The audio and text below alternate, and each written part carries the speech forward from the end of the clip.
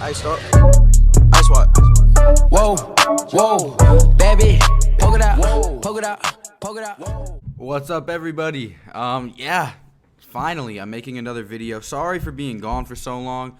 It's the bye week. There's not much going on. I was taking a little bit of a break, doing all the work I got to do, all that stupid crap. But yeah, I didn't want to be gone for so long. And it's crazy that 3 days feels like such a long time now. But we got into such a flow of posting regularly that it's just like, wow. It really feels like 3 days is too much time to not post a video. But here we are, and we're doing the State of the Saints this week because there aren't really many other video topics that we can do on a bye week. I covered the trade deadline, which is extremely uneventful. But other than that, we haven't really done much this week, so I'm going to go ahead and give you guys a State of the Saints video. I have a lot to talk about in this one particular. Next week, we will be back on the regular scheduled program where you will have the predicted by Madden and the predictions and all of that good stuff, all of the normal weekly videos. But until then, we have the State of the Saints, and I'm going to be streaming a lot this week. I might stream tonight depending on how the day goes.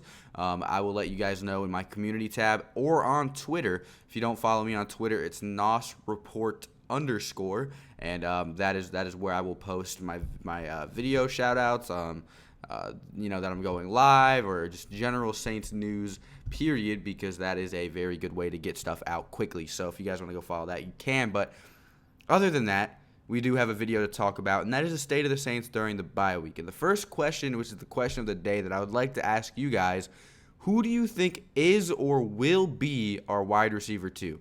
Now, before I get into everything, Josh Gordon is expected to be picked up by 4 p.m. today, so he's pretty much completely out of it. There are 29 teams ahead of us on the waiver wire. We are number 30, only behind San Francisco and New England, so that's what happens when you have a good record. You can't pick up a star wide receiver off of the freaking waivers. So, it is what it is, but now let's get into the video topic. Go ahead and answer the question down below, and yeah, let's get started. So the first thing I would like to do is give a little season recap from what has gone on up until now it's week 9, but we've only played 8 games. We started off with a heroic display from Drew Brees. We all remember in Houston when he led us down the field in 30 seconds with just enough time for Will Lutz to kick a game-winning, I think it was 58-yard field goal. Beautiful. We beat Houston 30-28. Then after that, in the first quarter of the Rams game, Drew Brees tore a ligament in his thumb. This dude was so crazy that he still put his helmet on in an attempt to get back in the game, and he could not even grip a football. It was insanity.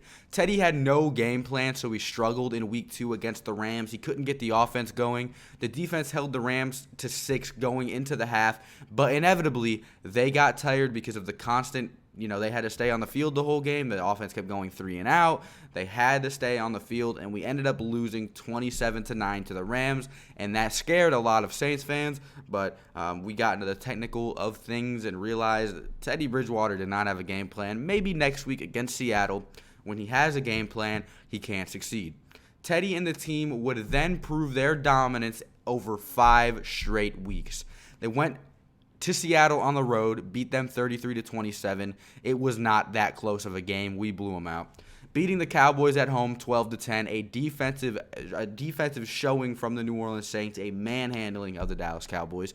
We beat the Buccaneers at home. Teddy Bridgewater broke out and threw 4 touchdowns, a 31-24 victory, which again, another inflated score. The New Orleans Saints went on the road again and played the Jacksonville Jaguars and won 13-6, another very impressive win. And then we ended up beating the Bears away 36-25 when it was really 36-10.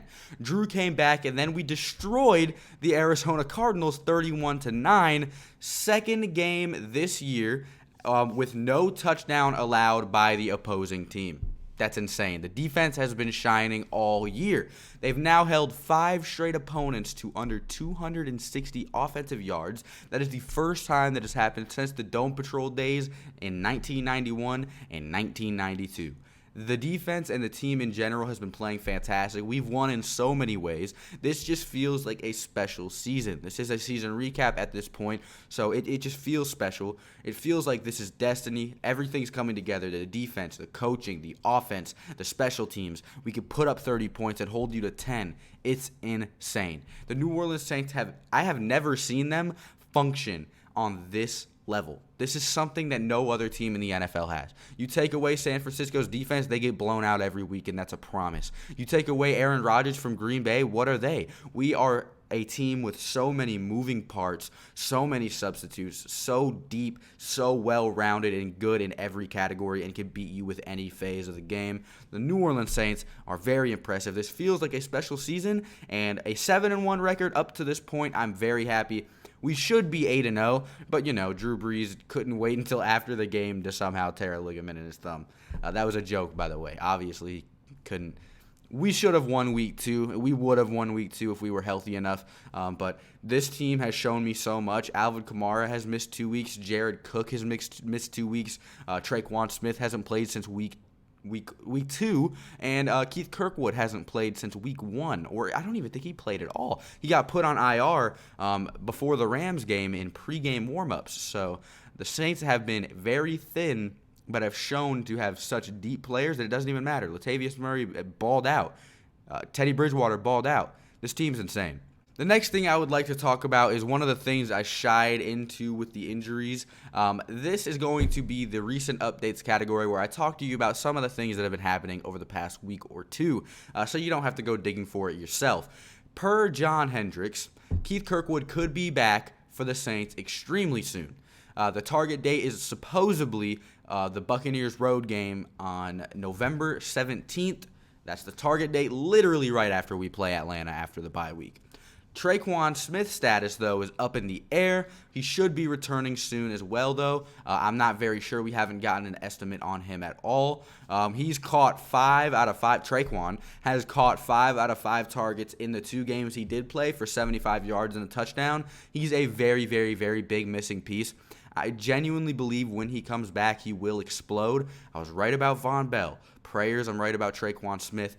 He just has the talent. He has the physical talent. He's showcased it multiple times. Again, I always point to these 2 games, the Washington and Philadelphia game last year. He showcased a very, very dominant performance, 140 yards and a couple of touchdowns in both of those games.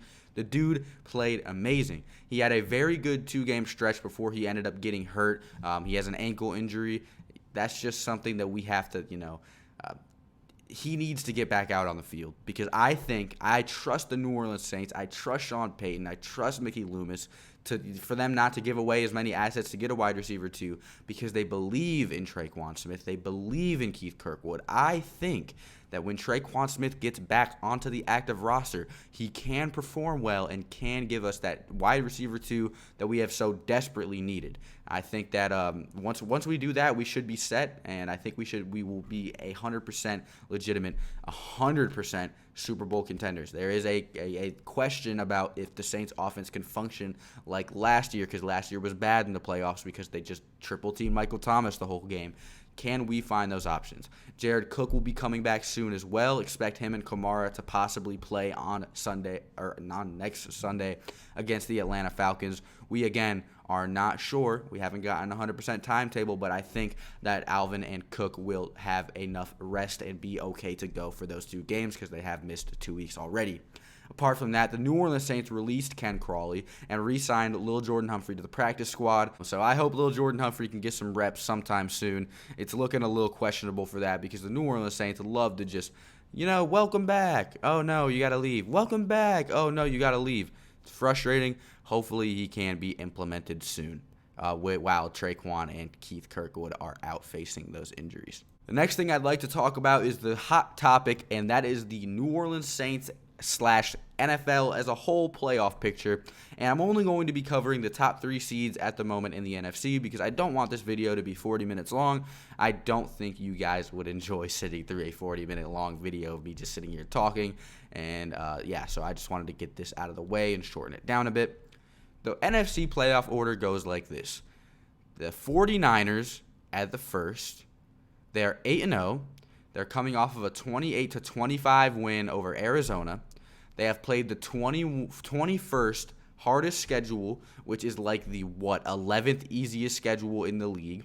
Next game, they play Seattle at home. The New Orleans Saints, they're 7-1. They're in the second seed.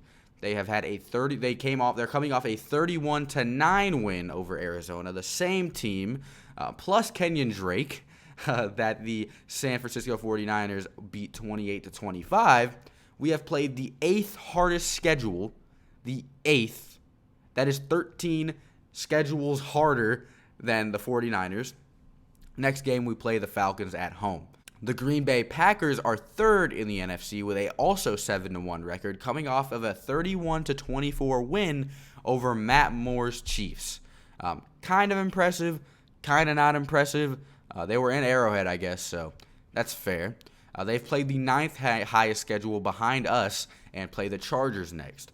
So there is a lot of parity to go on here. There's a lot of switches that will happen. The biggest matchup of the year for the New Orleans Saints is the Week 14 matchup against the San Francisco 49ers, which is luckily in New Orleans. We will have Drew Brees. We will hopefully be at full strength with Alvin Kamara and Jared Cook. Promise you right now, we are beating the 49ers to the ground, and I don't want to hear anyone say we aren't. We are. These dudes are phony, I promise you. Andy Isabella, 88-yard touchdown. Kenyon Drake had his way with them on the opening drive. They allowed more points to the Cardinals in the first 3 minutes of the game than we did, period. I don't think the 49ers are a legitimate team. They've played a bunch of garbage teams. Let me go ahead and show you who the San Francisco 49ers have played, because they haven't played anybody good really at all. If we go over their schedule, they have played, let's see, the Buccaneers, the Bengals, who are 0-8, the Steelers without Ben Roethlisberger with Mason Rudolph, the Browns, who suck, the Rams, who are all right at best, the Redskins, the Panthers, and the Cardinals. They have had an easy schedule. I'm not scared of the 49ers. Bring them to New Orleans, and let's show them how to play some football. Thank you guys so much for watching. If you enjoyed the video, if not, go ahead and tell me what you didn't enjoy about it. I really appreciate you stopping by. If you watched all the way through, I appreciate you. More videos coming soon, probably some streams as well, depending on how today goes, like I said. Thank you so much for watching for the 40th time, and I'll see you in the next one. Adios, boys. Ballin' like Barkley, wrist so sparkly, internet surfing, feel like iCarly.